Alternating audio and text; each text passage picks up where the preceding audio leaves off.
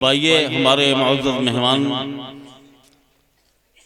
मोहतरम जनाब अरशद जमाल साहब चेयरमैन मऊ।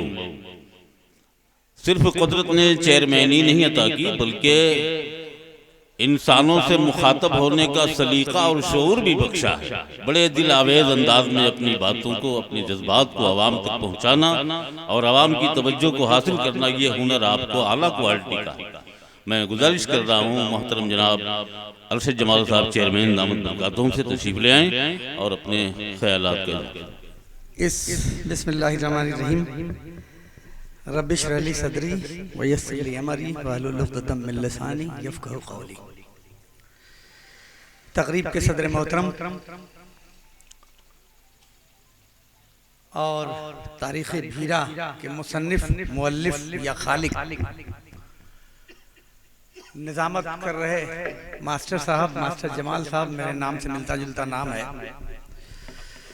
बुजुर्गों और नौजवान साथियों, मौजूद उलमा इकराम, सबकी खिदमत में सलाम पेश करता हूँ। मेरी आवाज़ घरों तक जा रही हो तो मेरी बहनें और माएँ जो मेरी आवाज़ सुन रही हैं उनको भी सलाम अर्ज करता हूँ।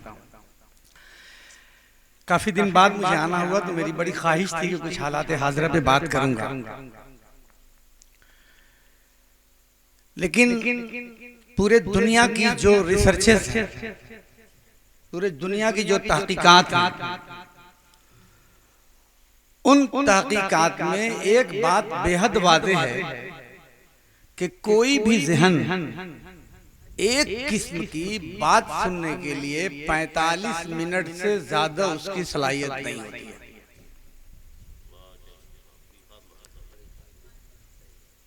तो इसलिए आप देखते होंगे कि क्लासरूम भी 40-45 मिनट के बाद बदल दिया जाता है, बच्चों को 2-4-5 मिनट का वक्फा दिया जाता है, सेमिनार और बहुत सारे जो इस तरह के बड़े स्तर के जो प्रोग्राम होते हैं वो भी थोड़े थोड़े वक्फे के बाद चाय या इस तरह का इसीलिए किया जाता है कि ज़हन एक ही तरह की बात को कबूल नहीं करता बहुत देर के बाद।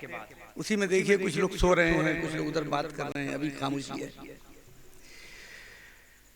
लेकिन जैसे हम जिस मजहब से आते हैं उस मजहब में दो बातें बड़ी अहम हैं।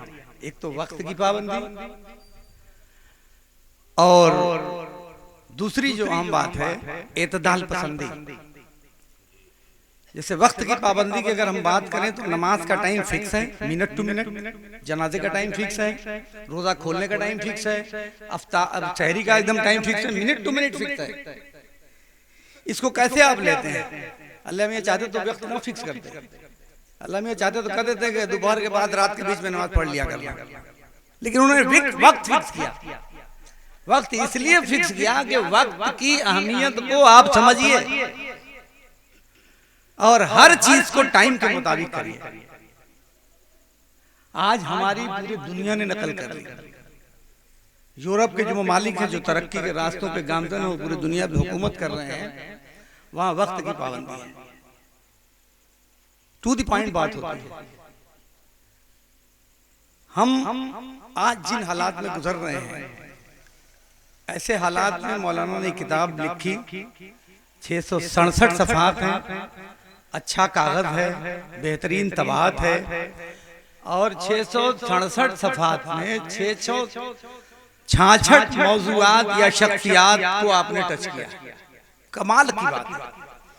सिर्फ तारीख नहीं है, उसमें जोग्राफिया भी है।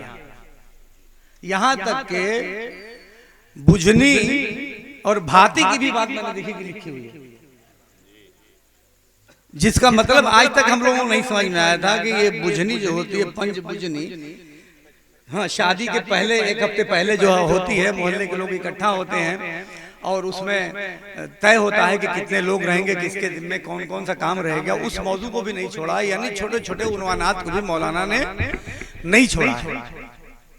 शख्सियात की अगर बात करें तो कहीं भी मसलकी झलक नहीं मिलती, कहीं भी फिरके की झलक नहीं मिलती, कहीं भी मजहब की झलक नहीं मिलती। सारे लोगों को एक साथ जोड़ने की और बहुत बैलेंस बनाने की आपने कोशिश की है।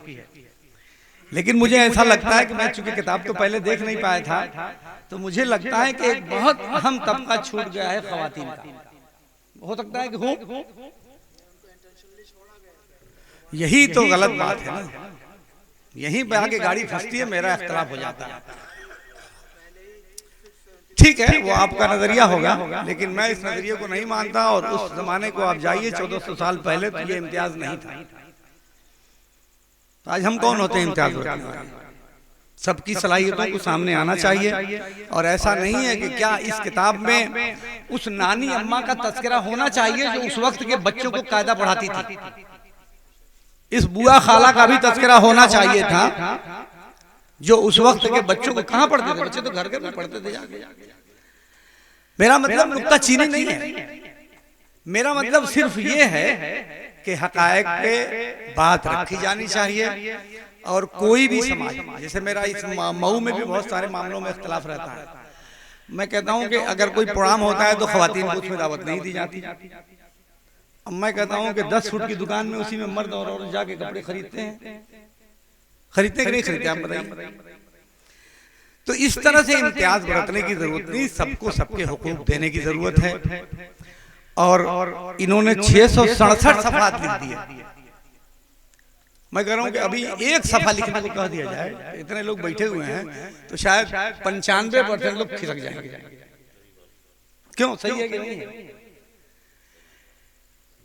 एक पहलवान आया मैदान में, बहुत तगड़ा था, तो उसका कोई जोड़ नहीं मिल रहा था, तो एक दुबला पतला आदमी उठा, कहा मैं लड़ूंगा इसके मुकाबले में।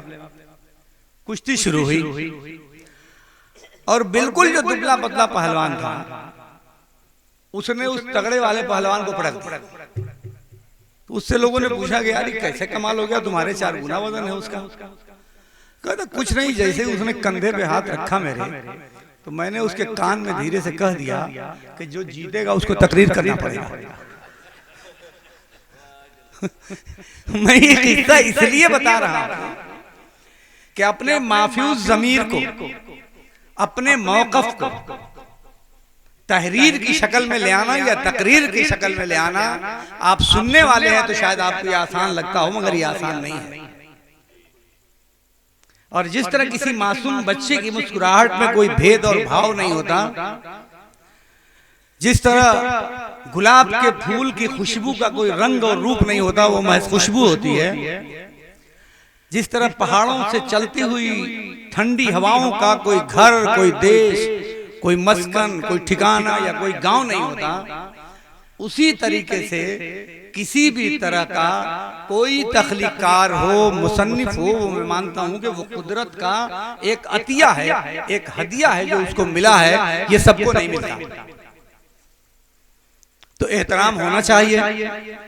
एक बात आखिर में मैं कह के अपनी बात को खत्म करूंगा, क्योंकि मैं वक्त का पाबंद हूं, कि इस किताब को हिंदी में भी ले आने की जरूरत है।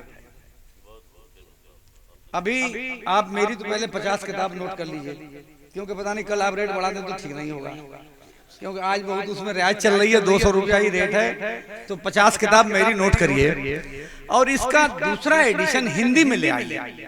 उसका जो भी खर्च होगा, 50,000 खर्च हो, 1 लाख खर्च हो, जितना भी खर्च होगा वो मैं दूंगा, ठीक है? देखिए सदर मोहतरम, गुस्ताखी माफ करिएगा, मुझे एक बात का बड़ा मलाल रहता है, पता नहीं मैं सही हूं या गलत हूं मैं नहीं जानता, लेकिन मुझे एक बात का बहुत मलाल रहता है कि जब शादी होती है हम लोग घरों में, तो हम लोग कार्ड बनाते हैं, तो उर्दू में बनाते हैं, यहां तक तो ठीक है, मगर एक दूसरे सफे पर अंग्रेजी में कार्ड में मजमून लिखा होता है। तो मुझे यह तकलीफ ये होती है कि आखिर अंग्रेजी में क्यों है, हिंदी में क्यों नहीं है? देखिए जुबान का कोई खालिक नहीं होता, आप पता कर लीजिए तारीख, किसी भी जुबान का कोई खालिक नहीं। जुबानें हालात के एतबार से और अल्लाह की मर्जी से बनती और बिगड़ती है। किसी जुबान का आप बता दीजिए, किसी जुबान का कोई मुजीद हो, आपने सुना हो तो बता दीजिए। तो इसका मतलब ये हुआ कि जिस चीज का कोई खालिक नहीं है तो उसका अल्लाह खालिक है, यानी जुबानों को बनाने वाला अल्लाह है, हम नहीं है। तो जिस चीज को अल्लाह ने बनाया उसमें इम्तियाज बरतने का हमको क्या अख्तियार है? चाहे हम हिंदी के साथ इम्तियाज करें, चाहे उर्दू के साथ इम्तियाज करें, चाहे अंग्रेजी के साथ इम्तियाज करें। लेकिन मैं ये बात इसलिए कह रहा हूं कि हिंदी और अंग्रेजी के मुकाबले में हमें हिंदी को फौकियत देनी चाहिए, और हम हिंदी के मुकाबले में अंग्रेजी को फौकियत देते हैं। मेरी बात गलत हो तो कह दीजिएगा, आप कभी भी गौर कर लीजिएगा। कोई बैनर लगा होगा तो अगर उर्दू में लिखा होगा तो नीचे अंग्रेजी में लिखा होगा, हिंदी में नहीं लिखा होगा। किसी भी मदरसे का आप लेटर पैड उठा लीजिए, उस लेटर पैड पे एक तरफ उर्दू में लिखा होता है तो एक तरफ अंग्रेजी में लिखा होता है। तो मुझे ये लगता है कि ये लिसानी इम्तियाज हमको नहीं बरतना चाहिए। आप अपना पैगाम अपनी जुबान में अपनों तक पहुंचाएंगे, और मैं कह रहा हूं कि जिन तक हमको अपना पैगाम पहुंचाना है उन्हीं की जुबान में जब तक हम नहीं आएंगे उन तक पैगाम पहुंचेगा कैसे? आज हमारे क्या हालात है? आज मीडिया को हमने अभी जैसे यहाँ हो रही थी रस्म इजरा की तकरीब, फिर मैं माफी चाहूंगा अपनी बात के लिए। रस्म इजरा की तकरीब हो रही थी तो कहा गया कि बैठ के ही हो जाए। रस्म इजरा का क्या मकसद है? रस्म इजरा का मकसद यही ना है कि इस किताब को ज्यादा से ज्यादा फरोग मिले, ज्यादा से ज्यादा लोगों तक ये पहुंचे, और ज्यादा से ज्यादा लोग इसको पढ़ें, और ज्यादा से ज्यादा लोग इसका इस्तेफादा हासिल करें। तो कोई बात अपनी ज्यादातर लोगों तक पहुंचाने के लिए क्या जरिया है? पहले तहरीर जरिया था, अखबारात जरिया थे, आज मुवासलाती निजाम जरिया है। मवासिलाती निजाम का एक हिस्सा है फोटोग्राफी, जो हो भी रही है, वीडियोग्राफी हो रही है। लेकिन फोटो खींच के आप अखबारात में इस तकरीब का आप अखबारात में देते तो हजारों लाखों लोग उसको देखते। लेकिन बैठे हुए किताब हाथ में लिए तो कौन सा अखबार वो फोटो को छापेगा? माफ करिएगा मेरी बात को, मैं ये बात इसलिए नहीं कह रहा हूँ कि नुक्ताचीनी कर रहा हूँ, मैं ये बात इसलिए कह रहा हूँ कि हम जब जागे तब सवेरा। आज हम हमारे ऊपर कितने तरह के इल्जामात लग रहे हैं, लेकिन उन इल्जामात, गलत इल्जामात की सफाई के लिए हमारे पास कोई वसीला नहीं। गलत इल्जामात की सफाई के लिए हम खामोश हैं। अपने घर और अपने मोहल्ले में बैठ के बददुआएं देने के अलावा हम कोई काम नहीं कर पा रहे। क्यों? कि हमने मुवासलाती निजाम, मीडिया मैनेजमेंट, उसमें अपने को जाने की कोशिश ही नहीं की। आज के जमाने में तो कोई मजबूरी नहीं, सोशल मीडिया हमारे पास है। सोशल मीडिया, आपको टेलीविजन पे जाने की जरूरत नहीं है, हर किसी के हाथ में मोबाइल है। और जो इख्तरा है, जो तहकीक है, जो तख्लीक है, ये सब किसी ने नहीं बनाया अल्लाह के अलावा। इस बात को समझना पड़ेगा। और जो कुछ अल्लाह ने बनाया वो सब हमारे लिए बनाया।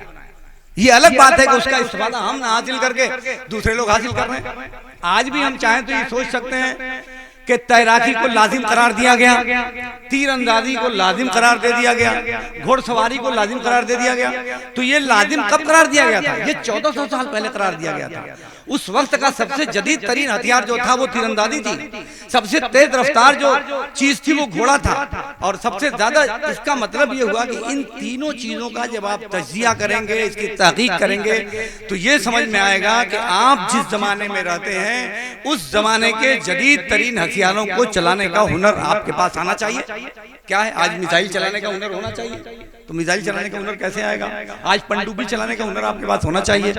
तो ये जो अब हम 1400 साल पहले जो बातें कहेंगे उसकी तशरीह की जरूरत है, और वो आज के जमाने में वो कैसे फिट बैठेगी, ये बात हमको गौर करने की जरूरत है।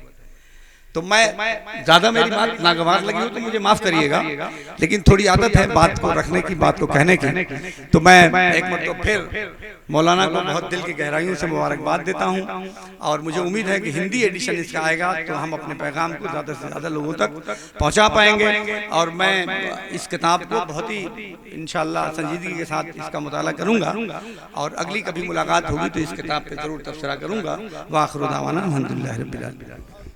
काबिल एहतराम हाज़रीन, हमारे मुअज़्ज़ज़ मेहमान मोहतरमुल मक़ाम अरशद जमाल साहब चेयरमैन बड़ी नुक्ता आफरीनी की बात कर रहे थे।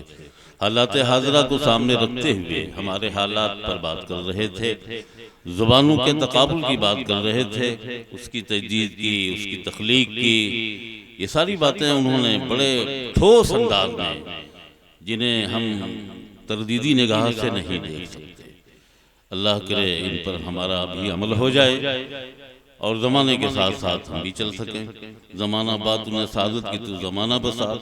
बहरहाल चेयरमैन साहब का बेपनाह शुक्रिया, उन्होंने बड़ी अहम नुक्ता रसी फरमाई, उन मौज़ूआत पर रोशनी डाली जो अभी तशना हैं, जिनको मुकम्मल होना चाहिए। मुसन्निफ की भी रहनुमाई फरमाई, हौसला भी दिया, ये बहुत बड़ी बात है। ऐसा नहीं कि सिर्फ ज़बानी बात करके वो जा रहे हैं, अमली एतबार से भी उन्होंने कहा है।